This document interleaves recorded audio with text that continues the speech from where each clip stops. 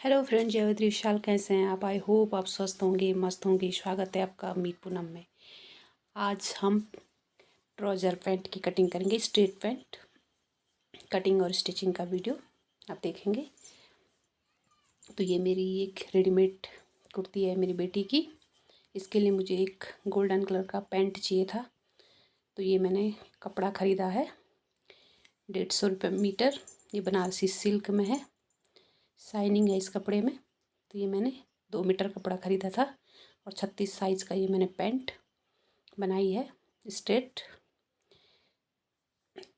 हमने कपड़े को सीधी साइड अंदर की तरफ रख के लंबाई की तरफ चौड़ाई की तरफ से फोल्ड करके ऐसे बिछा दिया है। देख लेंगे हम कपड़े में, इसमें हम अस्तर भी लगा सकते हैं अगर हमें अस्तर की ज़रूरत है।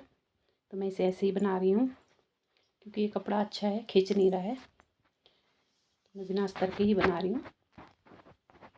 36 साइज़ इसमें हिप है और बॉटम है 16, कमर है 26। तो इस साइज़ के हिसाब से मैं इसे 12 इंच पे मैंने इसको 2 फोल्ड में कर दिया है। ऊपर से 2 इंच में बेल्ट के लिए इलास्टिक इंसर्ट करेंगे हम यहाँ पे। तो बेल्ट के लिए छोड़ देंगे और यहाँ से नीचे की तरफ हम तो 34 इंच इसकी रेडी लेंथ रहेगी और 2 इंच हम फोल्डिंग के लिए छोड़ेंगे। हिप साइज़ है 36, तो उसमें से हमने 4 से डिवाइड किया तो 9 इंच आया और 1.5 इंच और ऐड किए। तो ऐसे निशान लगा दिया है ऊपर से। अब यहाँ से हम नीचे की तरफ आसन का निशान लगाएंगे। तो आसन का निशान का मेजरमेंट भी ऐसे ही लेंगे। आसन है वो हिप साइज़ है 36, तो उसको 4 से डिवाइड करेंगे 9 इंच आएगा और उसमें मैं 2 इंच और ऐड करूँगी। तो ये 36 साइज़ है, इसमें हमने 2 इंच ऐड किया है। अगर हमारा 40 साइज़ या 40 से अबव है तो हम 2.5 इंच या 3 इंच भी ऐड कर सकते हैं। अब यहाँ से हम इसे मेज़र कर लेंगे और सारी लाइन ड्रॉ कर लेंगे। 2 इंच आगे की तरफ आसन के लिए जहाँ पे हमें गोलाई देना है क्रॉच का, वहाँ पे आगे की तरफ बढ़ाएंगे और इसको गोलाई का शेप दे देंगे। 1 इंच पे हम गोलाई देंगे। अब यहाँ से हम पूरा इसको मार्क करेंगे, मेजर करेंगे और सेंटर निकालेंगे। सेंटर निकालने से पैंट बिल्कुल स्ट्रेट बनती है, घूमती नहीं है। कई बार पैंट में जो घुमाव आता है तो वो इसी वजह से आता है क्योंकि हम सेंटर नहीं निकालते हैं। तो हम सेंटर निकालेंगे पहले। और मेरा यहाँ पे 13 इंच आया था तो मैंने 6.5 इंच पे नीचे तक निशान लगा दिया है और बीचों बीच इसको मार्क कर दिया है जो भी हमने मार्किंग करी थी। नीचे से बॉटम हमारा, अब जितना भी बॉटम है उसको हम 2 पार्ट में डिवाइड करेंगे, दोनों तरफ रखेंगे आधा आधा। तो 16 इंच का 8 इंच आ गया तो उसको हाफ हाफ करेंगे। तो 4 इंच एक तरफ और 4 इंच एक तरफ हम रखेंगे। और अब लेग शेपर की मदद से हम इसे शेप दे देंगे। तो इस साइड से हमने शेप दिया, यहाँ पे थोड़ी सी गोलाई देंगे ताकि नोक ना बने और अच्छी सी फिटिंग आए। और फिर इसको स्केल को सीधा करके उसे भी शेप दे देंगे, कटिंग कर देंगे इसी मार्किंग पे।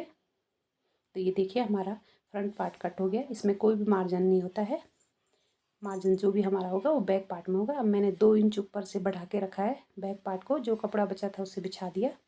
इसमें हम फ्रंट पार्ट को रखेंगे तो हम ऊपर से 2 इंच पे मार्क कर देंगे और एक साइड से इसको जैसा है वैसे ही हम नीचे तक सेम निशान लगा देंगे और आसन की साइड से 2 इंच आगे बढ़ाएंगे। ये बैक पार्ट का क्रॉच रहेगा। यहाँ पे हम इस फ्रंट वाले पार्ट के आसन से ऊपर की तरफ 2 इंच सीधा इसको स्केल से मिला देंगे और फिर उसमें 2 इंच का जो हमने आगे की तरफ निशान लगाया है वहाँ पे भी हम गोलाई दे देंगे 1 इंच की। तो हमने 1 इंच की गोलाई दे दी है। 2 इंच तक नीचे तक हम मार्जिन रख लेंगे और अब लेग शेपर से इसे भी हम मार्क कर देंगे, डार्क कर देंगे सारे निशानों को।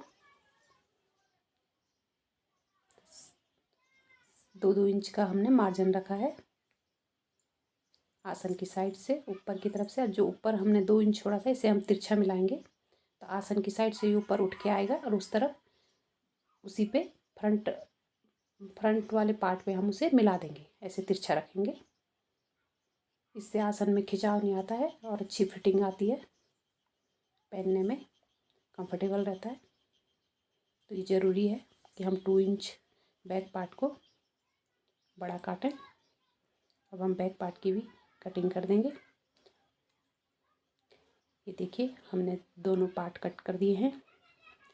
तो मेरे चैनल पे बहुत सारे पैंट की कटिंग और स्टिचिंग के वीडियो हैं, तो फ्रेंड्स आपको वहाँ मिल जाएंगे, आप मेरे चैनल पे चेकआउट कर सकते हैं। तो ये दोनों पार्ट तैयार हो गए।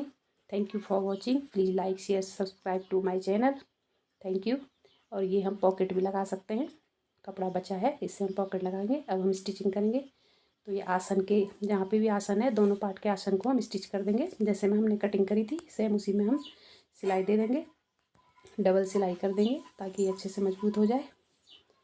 तो ये मैंने स्टिचिंग कर दी है इस पार्ट पे, और दूसरे पार्ट पे भी हम चाहें तो इसमें सीधा करके टॉप स्टिच कर सकते हैं, कपड़े को एक तरफ करते हुए।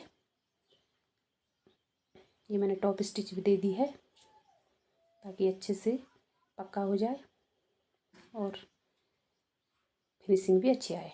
अब हमने कपड़े को फ्रंट पार्ट को सीधा रखा है और उसके ऊपर बैक पार्ट को भी सीधा रखा है, और साइड की सिलाई दे दी है, दोनों पैरों की साइड की सिलाई दे दी है।